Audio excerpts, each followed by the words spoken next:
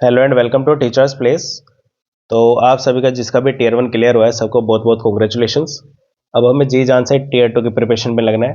तो टीयर 2 की डेट आ ही चुके 27 मार्च। अब देखो इस वीडियो को पूरा देखना, आपके ज़्यादातर डाउट्स होंगे वो क्लियर हो जाएंगे। अगर कोई डाउट बचा है तो आप इसी वीडियो के कमेंट में उसे लिख सकते हैं, ठीक है। तो सबसे पहले इस वीडियो में हम देखेंगे एग्जाम का ओवरव्यू क्या है, ठीक है। एग्जाम कैसा होगा, क्या पैटर्न है, कितना टाइम है। फिर हम देखेंगे इसकी preparation strategy, descriptive writing skills में क्या देखा जाएगा, सोर्सेज हमें कहाँ से उठाने हैं, ठीक है, कहाँ से क्या पढ़ना है, और फाइनल टिप्स मेरी तरफ से अगर मैं आपकी जगह होता तो मैं अभी क्या कर रहा होता। ठीक है, तो देखो सबसे पहले तो प्राइमरी टीचर की वैकेंसी आपको पता है, ठीक है। प्राइमरी में यूआर की 1089 वैकेंसीज है, ईडब्ल्यूएस की 268, ओबीसी एनसीएल की 724, एससी की 402।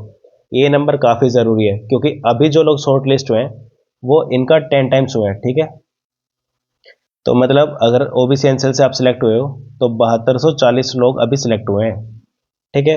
और जब इंटरव्यू के लिए सिलेक्ट होंगे तो वो 724 का 3 गुना लोग सिलेक्ट होंगे इंटरव्यू के लिए, ठीक है। तो आपको हर 10 में से 3 लोग जो सिलेक्ट होने वाले हैं आपको टॉप उनमें आना है, ठीक है। नेक्स्ट देखो, जब ये सर्कुलर आया था, जब एडवर्टाइजमेंट आया था वैकेंसी का, तब जो लेटर आया था ना उसमें चीज़ें लिखी हुई थी टीयर 2 के बारे में।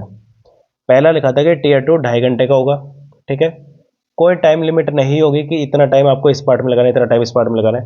आप अपने हिसाब से, ठीक है, अपनी कंफर्ट के हिसाब से आप दोनों में अपना टाइम डिस्ट्रीब्यूट कर सकते हो। 60 क्वेश्चन ऑब्जेक्टिव आएंगे, 10 डेस्क्रिप्टिव आएंगे। तो 60 ऑब्जेक्टिव क्वेश्चन, एक क्वेश्चन का 1 नंबर होगा तो 60, और डेस्क्रिप्टिव के 10 क्वेश्चन है, 40 मार्क्स। अब इसका मतलब ये नहीं कि एक क्वेश्चन 4 नंबर का होगा। हो सकता है कि एक मतलब 5 क्वेश्चन 2-2 नंबर के हो जाए और 5 क्वेश्चन 3-6 नंबर के हो जाए, ठीक है। ये भी हो सकता है, कुछ भी हो सकता है। ये मत मान लेना कि एक क्वेश्चन 4 नंबर का नहीं होगा, क्योंकि डेस्क्रिप्टिव में जो चीज़ें पूछी जा रही है वो अलग अलग मार्क्स की हो सकती हैं। इन शॉर्ट आपके पास 70 क्वेश्चन होंगे और 100 मार्क्स का पेपर होगा, ठीक है। ऑब्जेक्टिव में क्या होगा, नेगेटिव मार्किंग होगी। कितनी? 1/4, मतलब 0.25 मार्क्स कट जाएगा आपका सही में से हर गलत आंसर पे। लेकिन डेस्क्रिप्टिव में नेगेटिव मार्किंग नहीं है। तो जो ये 10 क्वेश्चन होंगे इनमें आपको प्रॉपर पूरा पेपर अटेम्प्ट करना है, ये क्वेश्चन आपको छोड़ के नहीं आने। आप क्वेश्चन पढ़ना, जो आपको समझ में आ जाए उसके बारे में लिख देना, ठीक है। कैसे लिखना है वो आपको आगे बता दूंगा। इसके बाद देखो, जो इंटरव्यू होगा, इंटरव्यू के लिए जो कैंडिडेट शॉर्टलिस्ट होंगे टीयर 2 में से वो होंगे 1:3 के एस्पेक्ट में। तो जितनी वैकेंसी है उसके 3 गुना लोग सिलेक्ट होंगे इंटरव्यू के लिए, ठीक है। नेक्स्ट एक चीज़ ये लिखी थी कि information related to examination city, आपको अपनी एग्जामिनेशन सिटी कब पता चलेगी? टीयर 2 की जो एग्जाम डेट होगी उससे 15 दिन पहले, ठीक है। तो 27 मार्च का पेपर है, तो 12 या 13 मार्च को आपको पता लग जाएगा आपका एग्जामिनेशन सेंटर किस सिटी में है, ठीक है। और 2 दिन पहले आपको पता लग जाएगा, एडमिट कार्ड आ जाएगा आपका, ठीक है। एग्जैक्ट सेंटर कौन सा है वो पता लग जाएगा। इसके बाद देखो, ये आपका सिलेबस है। पहले सिलेबस से डिस्कस कर लेते हैं। सबसे पहले देखो, इसमें लिखा है 3 और 4 unseen passage from different genre, prose, poetry, drama, article, editorial, scientific and literary extract. अब इनमें से किसी के ऊपर भी 3 से 4 पैसेज आ जाएंगे, ठीक है। 3 से 4 अनसीन पैसेज। तो अगर 3 अनसीन पैसेज भी आ रहे हैं तो ये मत मानना कि हर अनसीन पैसेज से 5 क्वेश्चन 4 क्वेश्चन आएंगे, नहीं। हो सकता है कि एक पैसेज से 1 या 2 क्वेश्चन आ जाए, ठीक है। ऐसा भी हो सकता है, या ऐसा भी हो सकता है कि एक पैसेज से 5 क्वेश्चन आ जाए, ठीक है। तो एट लीस्ट अगर 3 से 4 पैसेज है तो आपको पैसेज पढ़ने की, सोल्व करने की प्रैक्टिस होनी चाहिए, ठीक है। ये प्रैक्टिस आप कहाँ से करोगे? ये प्रैक्टिस आपको हो जाएगी 10th और 12th के जो इंग्लिश के बोर्ड एग्जाम्स होते हैं, ठीक है। सीबीएसई बोर्ड के जो पेपर होते हैं फाइनल वाले, आप वो वाले पेपर सोल्व करना है, रीडिंग वाला पार्ट, ठीक है, जिसमें कॉम्प्रिहेंशन आता है। तो ये वाला पार्ट आपका आराम से कवर हो जाएगा। इसमें क्या टेस्ट होगा आपका? Comprehension, inference, vocabulary, tone, rhetorical device और लॉजिकल सीक्वेंसिंग, ये सब आपका टेस्ट होगा। कहाँ से करना है पता लग गया। 10th या 12th के क्या क्वेश्चन पेपर जो होते हैं सीबीएसई के, ठीक है, उनसे सोल्व करना है। नेक्स्ट अगर राइटिंग एबिलिटी की बात करें तो उसमें आएगी फंक्शनल राइटिंग। फंक्शनल राइटिंग मतलब क्या? एक तो फॉर्मल इनफॉर्मल लेटर्स, ये कहाँ होते हैं? ये क्लास 9th का इंग्लिश का सिलेबस है और 10th का सिलेबस है, ठीक है। आपको लेटर्स लिखने आने चाहिए। मेन लेटर्स टू एडिटर होता है जो कि हर एग्जाम में हम लिखते हैं 10th एग्जाम में, ठीक है। इसके अलावा वो complaint, personal letter, job application letter, ये सब लिखने आने चाहिए। तो इसमें आपको फोकस किस पे करना है? फॉर्मेट पे, ठीक है। तो देखो, फॉर्मल और इनफॉर्मल लेटर, दोनों लेटर का फॉर्मेट है उसको रट लेना। उसकी ऊपर की 3 लाइन, नीचे की 3 लाइन कॉमन होती है, बीच में बॉडी का पार्ट आपको चेंज करना होता है। तो आप अगर इसका फॉर्मेट याद कर लोगे तो आपके लिए आसानी हो जाएगी। अब ये वाला क्वेश्चन आएगा किसमें, डिस्क्रिप्टिव में, ठीक है। अब डिस्क्रिप्टिव में अगर ये आता है तो ये 5 या 6 नंबर का क्वेश्चन आएगा। अगर ये 5 या 6 नंबर का क्वेश्चन आ रहा है तो इसका मतलब कहीं ना कहीं कोई क्वेश्चन 2-3 नंबर वाले भी आएंगे, ठीक है। वो 2-3 नंबर वाले क्वेश्चन कहाँ से आएंगे, वो आएंगे मैथ से, ठीक है। जब मैथ के पार्ट पाएंगे तब बता देंगे। अब उसके बाद देखो एक आएगी रिपोर्ट राइटिंग। ये रिपोर्ट राइटिंग भी 9th और 10th के ही सिलेबस में है, ठीक है। यहाँ से कर सकते हो आप। Newspaper report, analytical report, notice, circular, press release. ये प्रेस रिलीज और सर्कुलर्स, तो ये जो एडवर्टाइजमेंट आते हैं ना, केवीएस के ही आ सकते हैं, आप वो पढ़ के देख लेना कि क्या वर्डिंग होते हैं, कैसे बनते हैं, ठीक है। नोटिस ये आपने एग्जाम, जैसे एडवर्टाइजमेंट आते हैं तो अखबार में देखा ना, न्यूज़पेपर में निकलती है रिपोर्ट्स, तो आप वो भी देख सकते हो आराम से। तो इनको आपको लिखना आना चाहिए, ठीक है। ये नोटिस भी हमें सिखाया जाता है, इंग्लिश का ही सिलेबस है, ठीक है। बोर्ड के पेपर देखोगे ना आप इंग्लिश के, तो आपका ये काम हो जाएगा। तो ये वाला पार्ट भी और ये वाला पार्ट भी 10th और 12th के बोर्ड एग्जाम के पेपर से आपका हो जाएगा, ठीक है। आपको इसके लिए कहीं और से कुछ भी पढ़ने की नीड नहीं है, सिर्फ 10th और 12th के इंग्लिश के बोर्ड के पेपर्स देखना, सैम्पल पेपर देख लेना, इस साल के, लास्ट के 1-2 साल के देख लोगे तो आपका काम हो जाएगा, ठीक है। प्रैक्टिस होनी चाहिए बस। नेक्स्ट अगर पार्ट ऑफ स्पीच की बात करें तो noun, pronoun, verb, adverb, adjective, preposition, conjunction, ये आपकी प्रैक्टिस हो रखी है, टियर 1 में हो रखा है आपका, ठीक है। इसके लिए आपको ज़्यादा प्रैक्टिस नहीं करनी है। आपको किसके लिए प्रैक्टिस करनी है, सेंटेंस स्ट्रक्चर में, मतलब टाइप्स ऑफ सेंटेंस कौन कौन से होते हैं, ठीक है। 4 तरीके के होते हैं, वो आपको याद करना पड़ेगा। सब्जेक्ट वर्ब एग्रीमेंट में ध्यान देना है। पैरेललिज्म, सेंटेंस कनेक्टर क्या होता है, कंजंक्शन। अब जैसे पैरेललिज्म है, पैरेललिज्म का मतलब क्या होता है कि एक ही सेंटेंस में ना सेम ग्रामेटिकल स्ट्रक्चर को रिपीट करना, ताकि सेंटेंस जो है वो बैलेंस लगे, ठीक है। जैसे मतलब एक सेंटेंस लिख देते हैं, जैसे she likes reading, to swim and cooking, ठीक है। अगर मैं एक सेंटेंस लिख रहा हूँ, she likes reading, to swim and cooking, तो ये सेंटेंस सही है, वैसे लगेगा सही, लेकिन क्या है, स्ट्रक्चर अलग है। जैसे रीडिंग आ गया, कुकिंग आ गया, लेकिन स्विम जो वर्ड है वो अलग है। इसकी जगह क्या आना चाहिए, she likes reading, to swim की जगह क्या आना चाहिए, स्विमिंग। फिर क्या बनेगा, she likes reading, swimming and cooking, तो ये सेम स्ट्रक्चर है, इसको हम बोलते हैं पैरेललिज्म, ठीक है। तो जैसे he wants to study, playing cricket and to sleep, तो इसके लिए क्या होना चाहिए, फिर he wants to study, to play cricket and to sleep. इस तरीके के जब हम सेंटेंस का जो स्ट्रक्चर है वो लगभग सेम रखें, ठीक है, सेम रखें, उसको हम बोलते हैं पैरेललिज्म, ठीक है। अब इसको मैं हटा देता हूँ, ठीक है। तो ये आपको पढ़ना है। इसके बाद आपको देखना है टेंसेज एंड देयर यूसेज, फिर एक्टिव पैसिव वॉइस आपको देखनी है, सीक्वेंस ऑफ टेंस देखना है, रिपोर्टेड स्पीच आपको देखनी है, फिर क्लोजेज आपको पढ़ना है। टाइप्स ऑफ क्लोज बहुत सारे होते हैं, लेकिन आपको 2-3 पे ही फोकस करना है, नाउन क्लोज, एडजेक्टिव क्लोज और एडवर्ब क्लोज, ठीक है।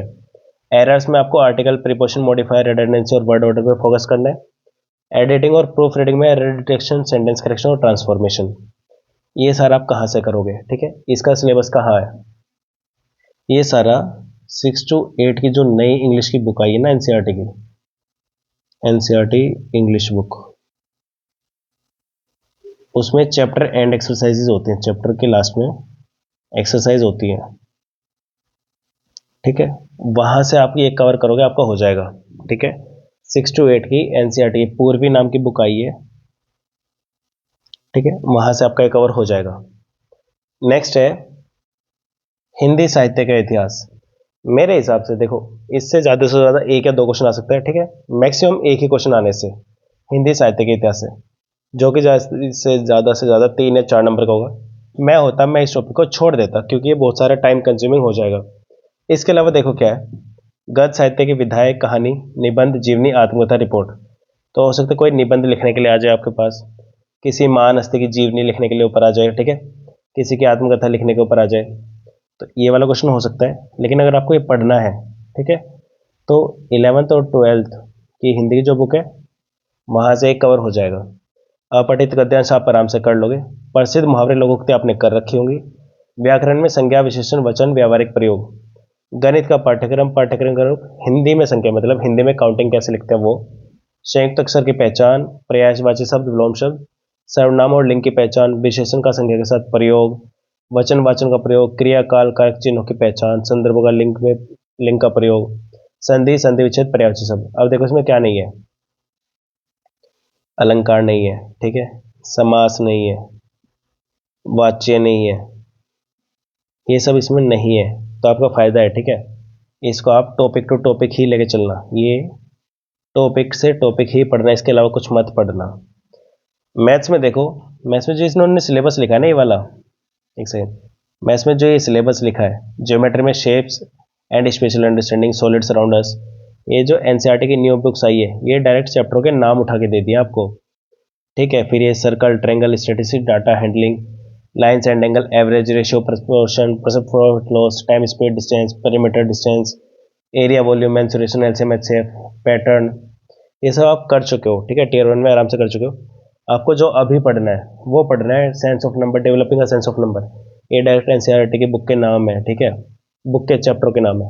काउंटिंग एंड ऑपरेशन नंबर, अभी नंबर के एडिशन, सब्ट्रैक्शन, मल्टीप्लिकेशन, डिवीजन, ये क्वेश्चन तो आएंगे नहीं आपके पास, क्वेश्चन आएगा किसका, बोर्ड मास का, सिंप्लीफिकेशन का, वो क्वेश्चन आएंगे, ठीक है, मेंटल अरिथमेटिक आएगा, फ्रैक्शनल नंबर्स आएंगे, ये सब क्या है, सीधे सीधे चैप्टर के नाम है, ठीक है, एनसीईआरटी की बुक के चैप्टर्स के नाम है ये, ठीक है।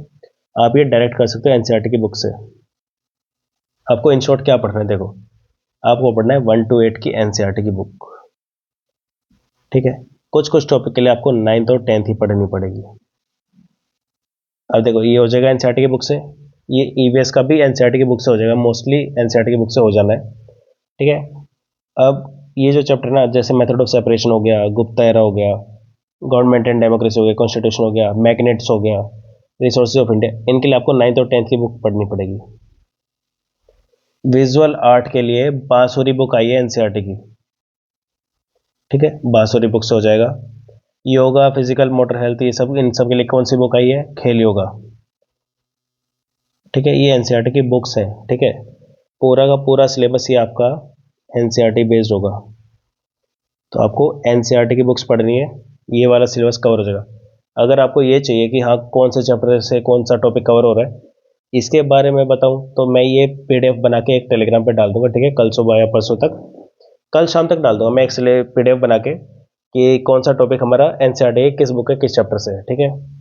तो ये अगर आपको चाहिए तो ठीक है, वरना आप खुद भी कर सकते हो, ये टोटली एनसीईआरटी बेस्ड सिलेबस है। अब देखो स्ट्रेटेजी क्या रखनी है हमें, तो देखो अगले 2 से 15 मार्च, ठीक है, आज तो एक हो गई, 2 से 15 मार्च तक आपको फाउंडेशन बनानी है, मतलब एनसीईआरटी की बुक्स को पूरा कवर करना है, ठीक है। कोशिश करो ज़्यादा से ज़्यादा कवर करने का। 16 से 22 मार्च में एक्स्ट्रा नहीं पढ़ना है, नया कुछ नहीं पढ़ना है, उसमें सिर्फ रिवीजन करना है और प्रैक्टिस करना है। प्रैक्टिस कहाँ से करोगे, तो टॉपिक वाइज आपको टेक्स्ट बुक पे तब तक क्वेश्चन आ जाएंगे, ठीक है, टेस्ट सीरीज कोई ना कोई आ जाएगी टेक्स्ट बुक पे, आप वहाँ से प्रैक्टिस कर सकते हो। वरना एनसीईआरटी की बुक के ही जब क्वेश्चन लगाओगे तो एनसीईआरटी की बुक के सॉल्यूशंस भी हैं गूगल पे, ठीक है, तो आप वहाँ से उसके सॉल्यूशन देख के प्रैक्टिस कर सकते हो अपने आंसर्स। 23, 24, 25 मार्क्स में आपको फुल प्रैक्टिस करनी है, ठीक है, रिविजन भी नहीं, सिर्फ प्रैक्टिस प्रैक्टिस प्रैक्टिस करनी है, मॉक टेस्ट देने हैं, ठीक है।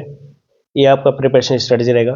कोर रिसोर्सेज आपको पता लगे, एनसीईआरटी की बुक्स और सीबीएसई के पेपर 10-12 के इंग्लिश के लिए। की प्रायोरिटीज क्या रखनी है आपको, कि टारगेट आप रखोगे 75% सेफ स्कोर, ठीक है। लॉन्ग वीडियो क्लासेस आपको नहीं देखनी है, ठीक है, वीडियोस का काम नहीं चलेगा, एनसीईआरटी के बुक में घुसना पड़ेगा, आपको खुद से पढ़ना पड़ेगा। टॉपिक वाइज मॉक्स देना वीक 2 में, जब आप ये प्रैक्टिस करोगे ना, जो मैंने लिखा है रिवीजन एंड प्रैक्टिस, तो जो यहाँ प्रैक्टिस करोगे तो वो प्रैक्टिस टॉपिक वाइज होगी, जो टॉपिक आपने पढ़ लिया है, रिवीजन कर लिया, उसकी प्रैक्टिस लगाओ, उसके मॉक्स लगाओ, ठीक है। अगर बात करें डेस्क्रिप्टिव राइटिंग स्किल्स में क्या आएगा, तो एक तो प्रीफर करेंगे इंग्लिश मीडियम को, ठीक है। आप हिंदी मीडियम में लिख सकते हो, अगर आपकी हिंदी बहुत अच्छी है, आप हिंदी मीडियम में लिख पा रहे हो, राइटिंग भी अच्छी आ रही है, तो आप हिंदी मीडियम में लिखो, लेकिन उसको बाइलिंगुअल मत बना देना कि एक क्वेश्चन इंग्लिश में लिख दिया, एक क्वेश्चन हिंदी में लिख दिया, एक क्वेश्चन फिर इंग्लिश में लिख दिया, ये मत करना। पूरा पेपर या तो इंग्लिश मीडियम में रखना या हिंदी मीडियम में रखना। हाँ, अगर लैंग्वेज का एक क्वेश्चन है, जैसे आप इंग्लिश मीडियम में पूरा पेपर लिख रहे हो, लेकिन एक हिंदी सब्जेक्ट से एक क्वेश्चन आ गया, तो आप उसको किस में करोगे, हिंदी में ही करना है, ठीक है। लेकिन अगर मैथ का क्वेश्चन आ गया तो उसको हिंदी में मत कर देना, अगर आपने इंग्लिश मीडियम चूज करा है तो ऊपर से तो क्या करना, इंग्लिश में ही करना, ठीक है। तो प्रीफर इंग्लिश मीडियम करना। आंसर जो स्ट्रक्चर लिखोगे आप 3 पार्ट में बांटना हमेशा, इंट्रोडक्शन, बॉडी और कंक्लूजन। बॉडी में भी अगर आप बॉडी में पैराग्राफ मत भर देना, बुलेट पॉइंट्स में लिखना, ठीक है। प्रेजेंट जब आप करोगे आंसर में क्या क्या होना चाहिए, मेन लाइंस को अंडरलाइन कर देना, ठीक है, हेडिंग को अंडरलाइन कर देना, अगर क्वेश्चन में आप फ्लो चार्ट बना सकते हो, कोई डायग्राम बना सकते हो तो वो बना देना। एक लेजिबल हैंड राइटिंग हो, जरूरी नहीं आपको कर्सिव राइटिंग में लिखना है, आपको ऐसी राइटिंग में लिखना है जो पढ़ी जा सके, समझ में आ सके, ठीक है। थोड़ा साफ साफ लिखोगे, लेटर्स के बीच में हल्का हल्का बराबर बराबर गैप रखोगे ना, तो वो भी समझ में आता है, ठीक है। वर्ड लिमिट का आपको फोकस रखना पड़ेगा, यानी कि पेज भरे जा रहे हैं कुछ भी, तो मेरे हिसाब से आपको एक नंबर के लिए 15 से 20 वर्ड काफ़ी होते हैं, ठीक है। 5 मार्क्स का क्वेश्चन है तो 100 वर्ड के आसपास काफ़ी होता है, ठीक है। प्रैक्टिस कहाँ से करोगे आप, तो डेली आपको देखो लिखने की आदत छूट चुकी होगी अब तक। अगर आप डायरेक्ट कॉम्पिटेटिव एग्जाम की प्रैक्टिस कर रहे हो तो आप किसकी प्रैक्टिस कर रहे हो, ऑब्जेक्टिव क्वेश्चन की, ठीक है, एमसीक्यू लगाने की। तो 2-3 क्वेश्चन डेली प्रैक्टिस करो, ठीक है। डेली एक लेटर लिख के देख लो, एक ऐसे लिख के देख लो, राइटिंग करो, ठीक है। सेल्फ इवेल्यूशन आपको करना पड़ेगा। एनसीईआरटी की बुक के जब आप क्वेश्चन सोल्व कर रहे हो तो एनसीईआरटी की सॉल्यूशन ऐप भी आती है, ठीक है। वहाँ से आप अपना सेल्फ इवेल्यूशन कर सकते हो। डेस्क्रिप्टिव आंसर का इवेल्यूशन आप चैट जीपीटी या एआई से करा सकते हो, ठीक है। आपने जो आंसर्स लिखोगे आप उसका फोटो खींचो, चैट जीपीटी पर डालो और बोलो कि इवेलुएट दिस फॉर मी, ठीक है। वो खुद ही इवेलुएट करके बता देगा कि क्या क्या इंप्रूवमेंट चाहिए होती है। अब डेस्क्रिप्टिव में आ क्या सकता है, तो देखो इंग्लिश में आ सकता है लेटर्स लिखने के लिए, रिपोर्ट या नोटिस लिखने के लिए। हिंदी में लिटरेचर जो हिस्ट्री थी उसमें आ सकता है, कोई ऐसे आ सकता है। मैथ में स्टेप वाइज सॉल्यूशन सॉल्व करवा सकता है वो, ठीक है। कोई भी टाइम स्पीड डिस्टेंस का क्वेश्चन दे देगा, प्रॉफिट लॉस का परसेंटेज का कोई भी क्वेश्चन दे देगा और स्टेप वाइज आपकी मार्किंग होगी, ठीक है, कि हर स्टेप के नंबर होंगे। तो यहाँ पे आपको शॉर्टकट नहीं लगाना है, ट्रिक्स नहीं लगानी है। आपको जनरल जो सीबीएसई के एग्जाम्पल होते हैं ना, एनसीईआरटी की मैथ की बुक में एग्जाम्पल सोल्व होते हैं हर एक्सरसाइज से पहले, उस एग्जाम्पल के तरीके से आपको वो सोल्व करना पड़ेगा। हो सकता है कोई थ्योरम प्रूव करने के लिए जाए, पाइथागोरस थ्योरम प्रूव करने के लिए जाए, मिड पॉइंट थ्योरम प्रूव करने के लिए जाए, कोई भी थ्योरम प्रूव करने के लिए आ सकती है। ईवीएस का अगर कोई डिस्क्रिप्टिव में क्वेश्चन आता है तो वो रिसोर्सेज के ऊपर आ सकता है, ठीक है। आयरन वगैरह के ऊपर आ जाएगा कि क्या होता है, क्या यूज़ होता है। हो सकता है इन्वायरमेंटल इम्पैक्ट के ऊपर आ जाए कि ग्लोबल वार्मिंग के ऊपर आ गया या ओजोन लेयर के डिप्लेशन के ऊपर आ गया, ऐसा कुछ आ सकता है, ठीक है। तो अभी आपको टीयर 2 में स्कोरिंग पे फोकस करना है, ठीक है। टीयर 1 आपका क्वालिफाइंग था, तो आपके अगर आप ओबीसी हो तो आपके 151 नंबर हैं या 220 हैं, 240 है, कुछ फर्क नहीं पड़ता, ठीक है, सब बराबर हैं अभी। अगर आप जनरल हो तो आपके 174 हैं कि 240 हैं, कुछ फर्क नहीं पड़ता, सब बराबर हो भी। लेकिन अब टीयर 2 में जितना ज़्यादा से ज़्यादा स्कोर हो सकता है उतना कर लेना, क्योंकि टीयर 2 की वेटेज 85% है और इंटरव्यू की 15, तो मेजर फोकस टीयर 2 पे ही रखना कि ज़्यादा से ज़्यादा स्कोर हो सके, ठीक है। तो बस यही था आज के लिए मेरी तरफ से। बाकी फिर मिलते हैं नेक्स्ट वीडियो में। अगर कोई और डाउट बचता है तो आप क्या कर देना, कमेंट में लिख देना, ठीक है। और चैनल को सब्सक्राइब कर देना अगर वीडियो हेल्पफुल लगे। बाकी मिलते हैं फिर नेक्स्ट वीडियो में।